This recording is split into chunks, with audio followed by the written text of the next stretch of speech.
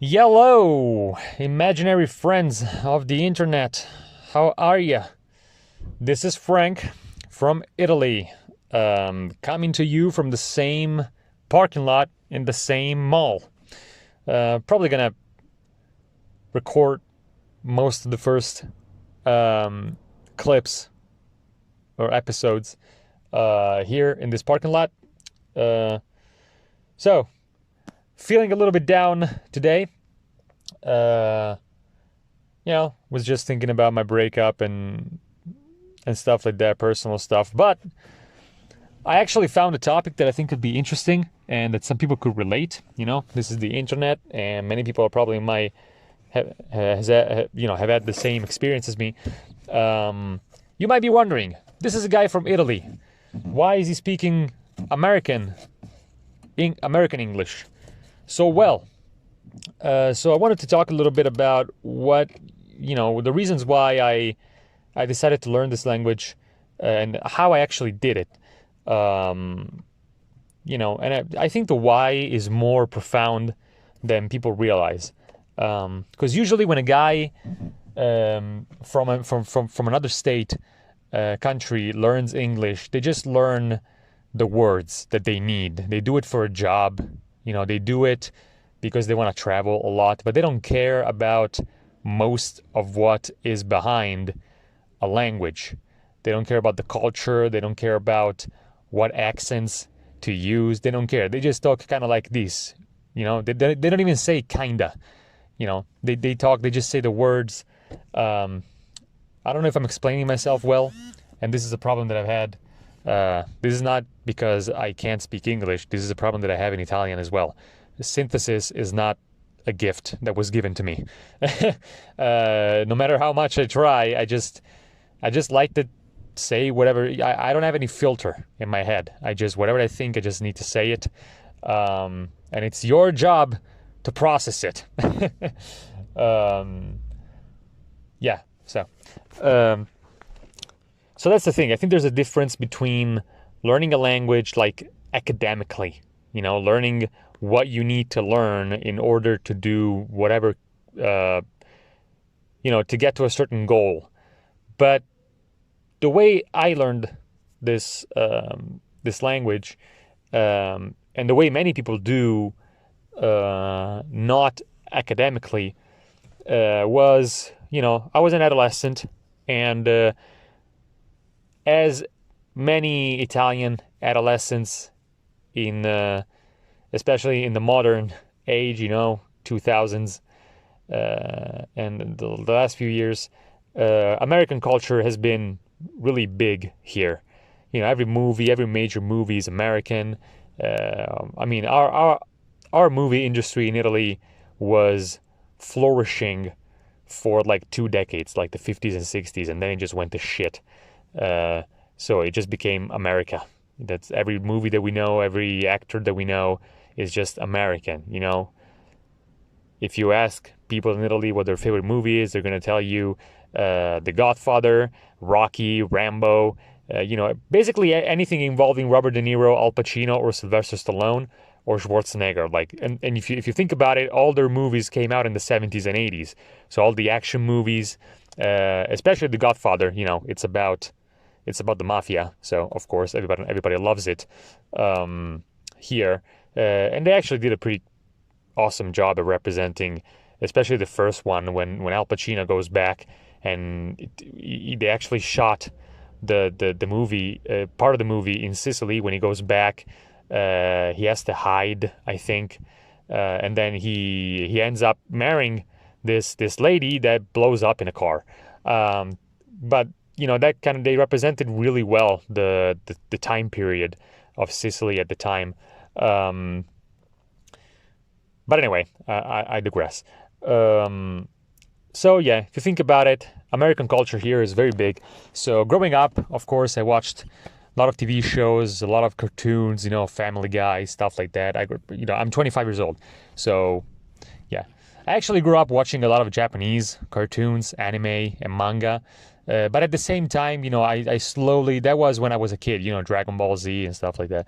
But then I slowly, when I hit puberty, American culture, sex, right? Um, when I hit puberty, that was a pretty ignorant statement. American culture, sex, period. That's, you know what I mean. Um, when I started, turning, when I was in middle school and stuff, I started watching a lot of American things.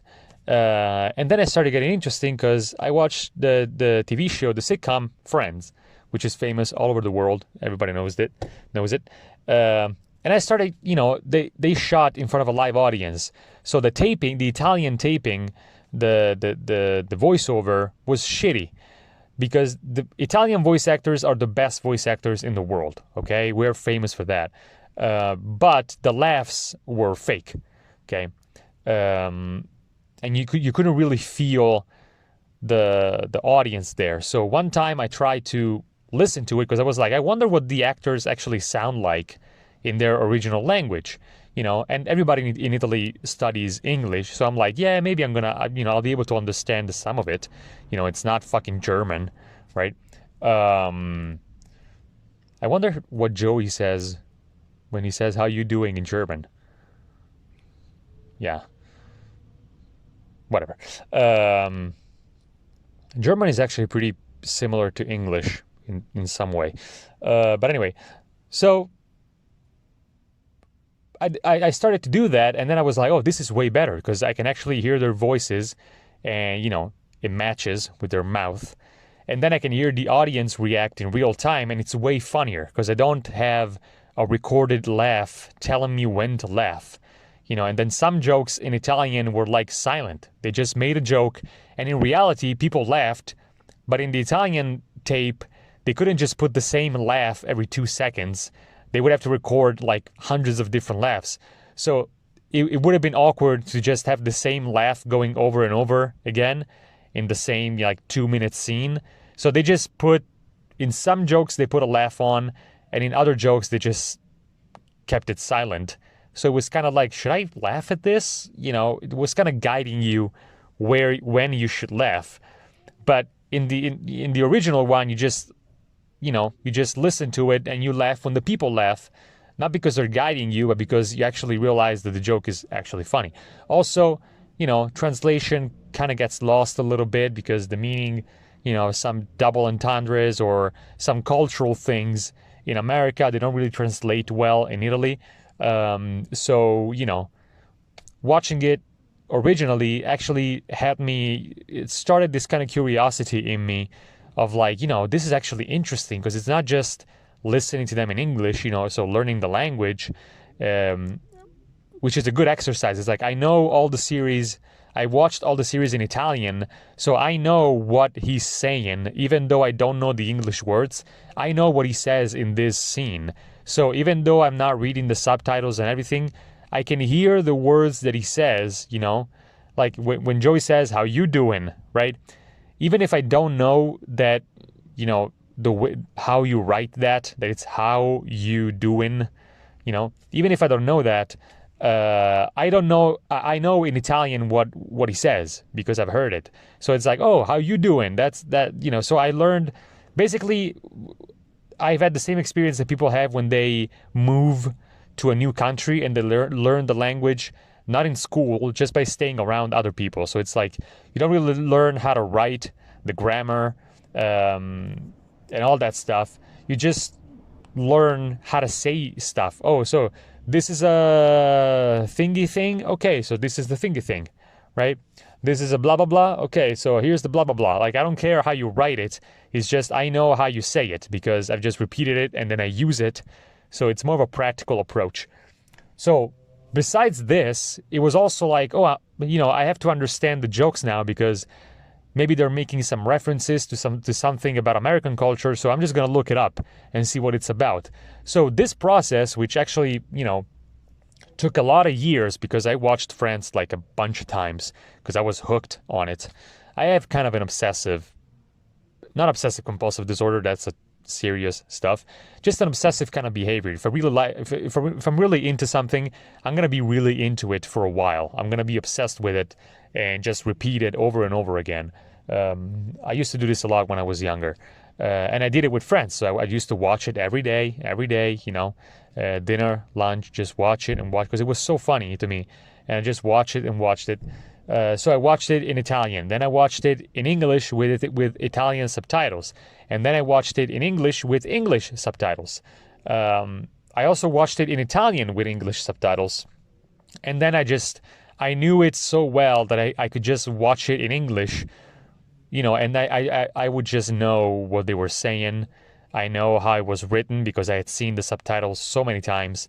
And that's how you learn a language, folks. Just, because it was just like, it was a sitcom. So it contained enough cultural references, enough ways of saying things that you could actually learn a little bit about the culture as well, and there was you could actually learn a lot of words that could come in handy. It's not like watching an hour and a half movie about, I don't know, the Civil War. So it's like, okay, I can learn some English words with this, but it's very specific. I don't know how much of this it's going to actually help me. But a sitcom is actually really useful because it kind of, the goal of the show is to represent kind of reality, a real situation, and Friends did it very well. So and it was also a big thing. Friends for 10 years. It was a very, they made a lot of cultural impact in American society, I think, or at least in pop culture. So that was just the beginning. From then on, I was like, okay, every movie I'm going to watch, or every movie that I have watched, I'm just going to watch it again in English now because I want to see the actual. I was also really into acting. I like it a lot. Acting, voice acting. I was really always interested in it.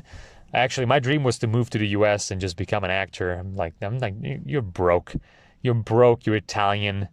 You're not going to college. You're not really that intelligent.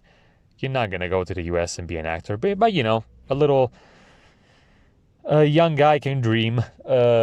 So I was really interested in watching the actors actually act instead of the voice actors act.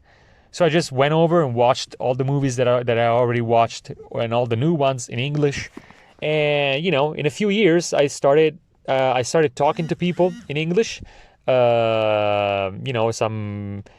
messaging apps on the phone where you can just chat with. You can have like pen pals abroad and stuff like that. And I would just look for Americans to speak to, and I would record, and speak to them, recording voice messages and stuff, just to practice. So in a matter of a few years, I actually got pretty good at speaking English. I also, music was another big thing for me. Rap music, especially Eminem music, because I'm white.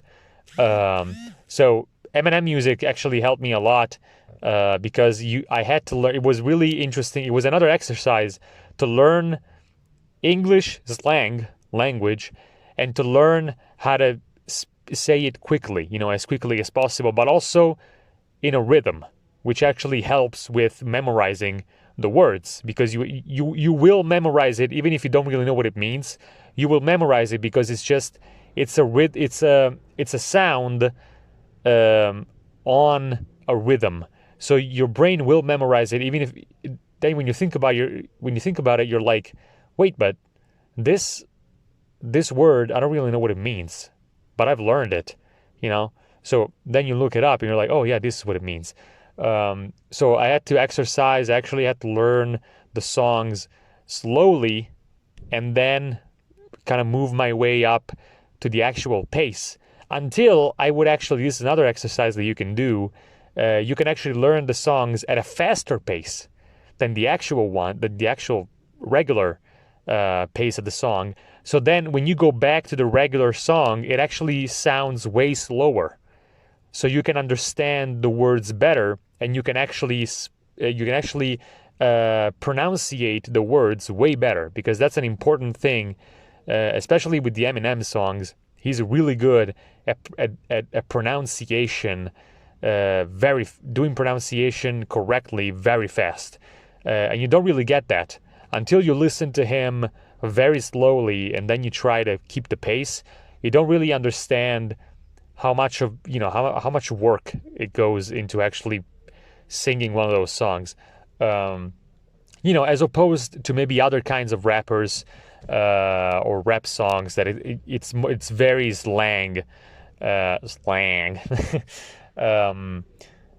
So it's like it's not really about pronunciation. It's more about like the tone of the voice or kind of like the feeling that you give to the song. But Eminem was very technical and still is very technical in his approach.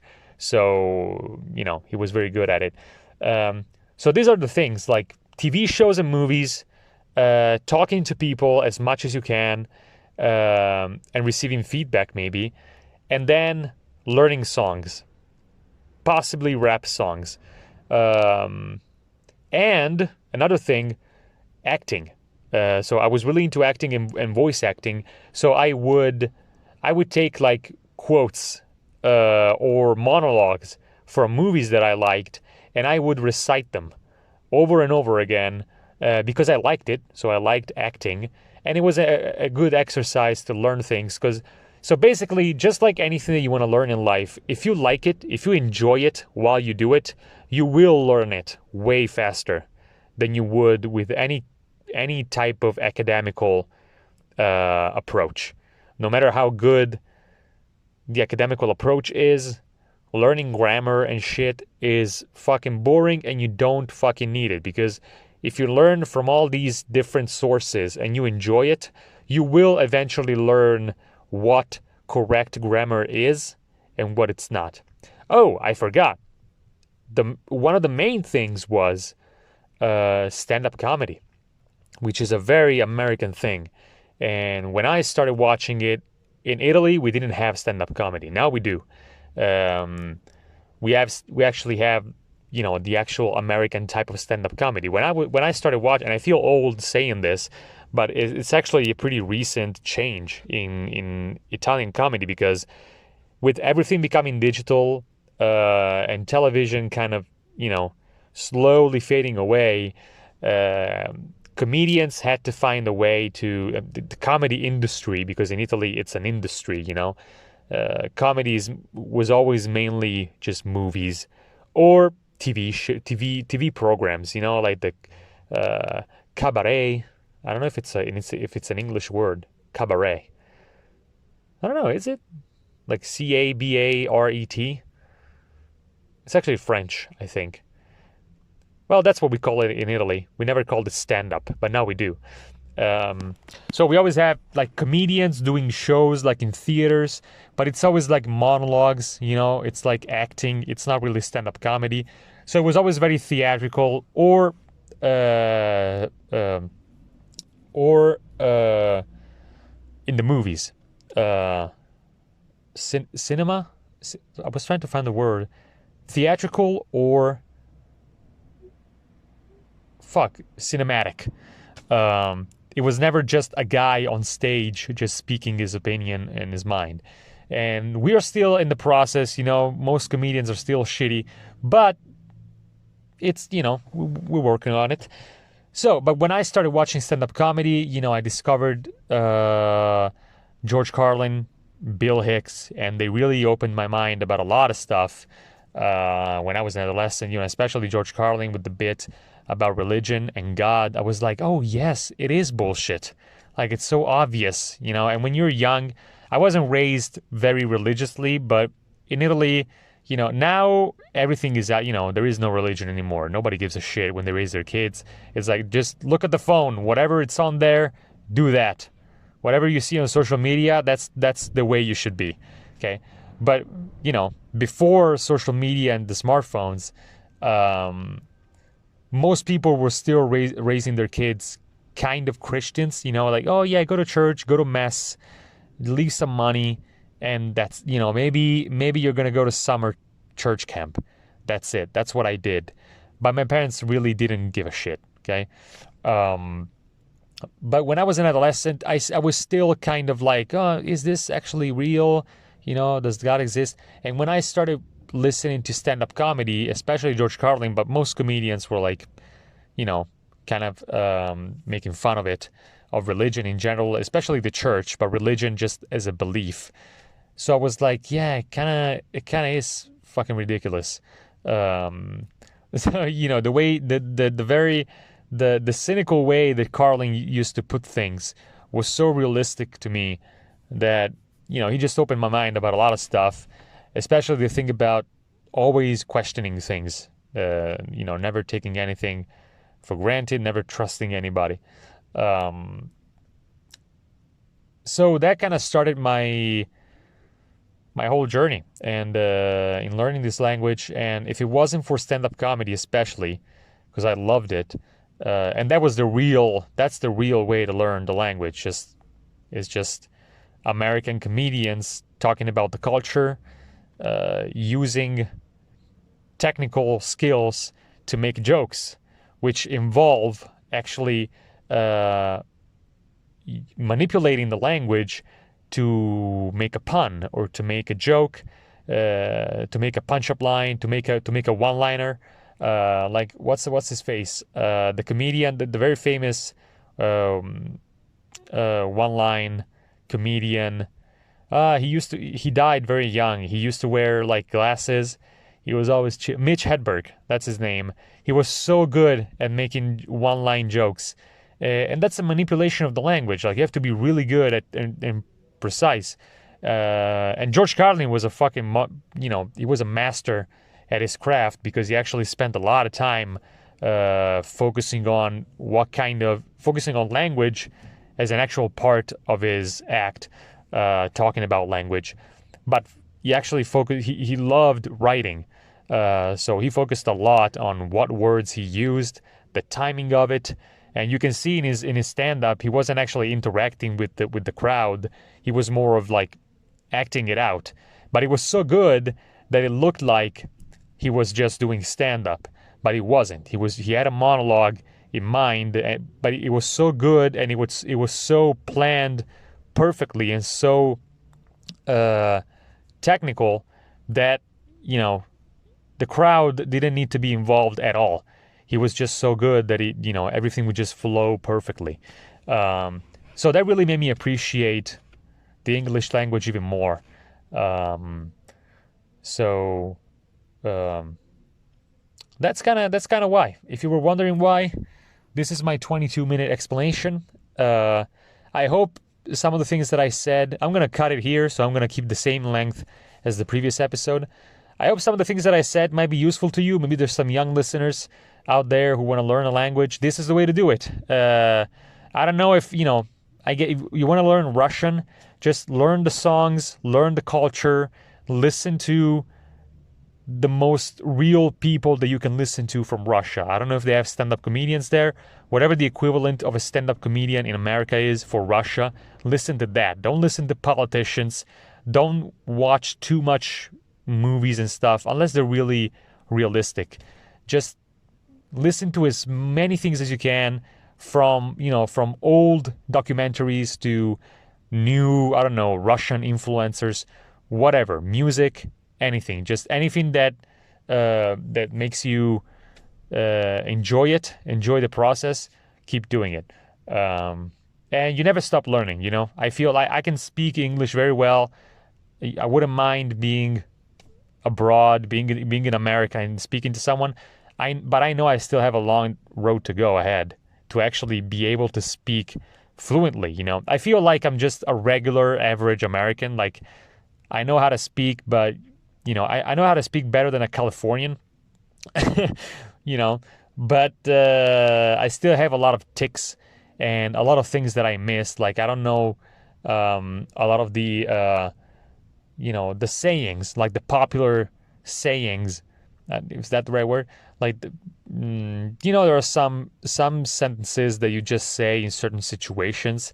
Like I want to learn those because they really help a lot in making others feel like you actually know the language so well that whatever they say, you're gonna get it.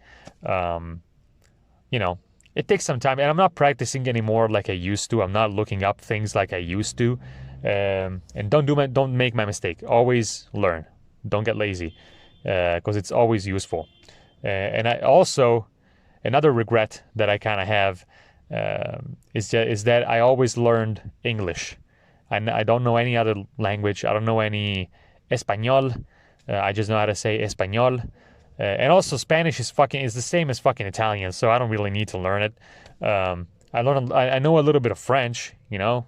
Voulez-vous coucher avec moi ce soir? I know how to read French, so because that sounds sexy. So I know how to read French because I learned it in school, but I have no idea how to actually speak to a French person. If I heard a French person speak, I wouldn't understand any of it. So you know, if you want to learn other languages as well, you don't only have English in the world. There's Japanese, there's Chinese, there's Russian. Like Russian people don't give a fuck about English. They just speak Russian, you know. There's Italian. Italian people don't know how to fucking speak English. It's 2021 and most people in Italy still have no idea how to speak to an English foreigner. They have no idea. Maybe people in the hotels, you know, they speak kind of like this. This is your room 432. This is how they speak. Okay.